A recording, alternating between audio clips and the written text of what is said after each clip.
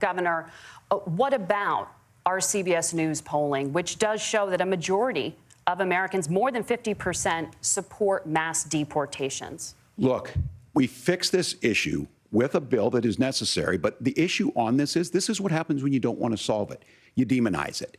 And we saw this. And Senator Vance, and it surprises me on this, talking about and saying, I will create stories to bring attention to this. That vilified a large number of people who were here legally in the community of Springfield.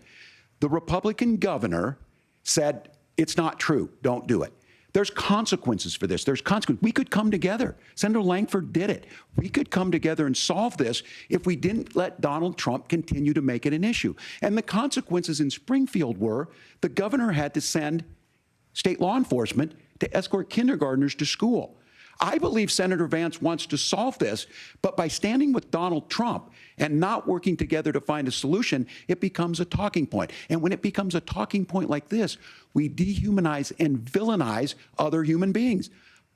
Tim, Governor, your time is up. Senator, I'll give you 1 minute, but let me just ask you the question first. The governor has made the point, and I think as a sitting lawmaker, you know that Congress controls the purse strings and any funding.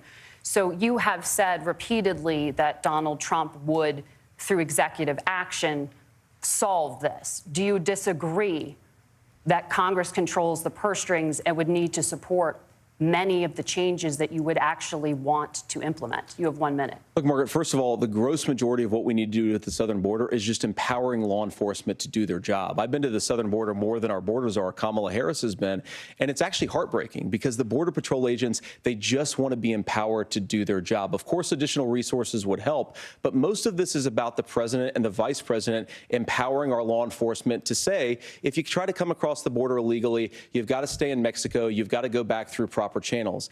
Now, Governor Walz brought up the community of Springfield, and he's very worried about the things that I've said in Springfield. Look, in Springfield, Ohio, and in communities all across this country, you've got schools that are overwhelmed. You've got hospitals that are overwhelmed. You have got housing that is totally unaffordable because we brought in millions of illegal immigrants to compete with Americans for scarce homes. The people that I'm most worried about in Springfield, Ohio, are the American citizens who have had their lives destroyed by Kamala Harris's open border. It is a disgrace, Tim. And I actually think, I agree with you. I think you want to solve this problem, but I don't think that Kamala Harris does.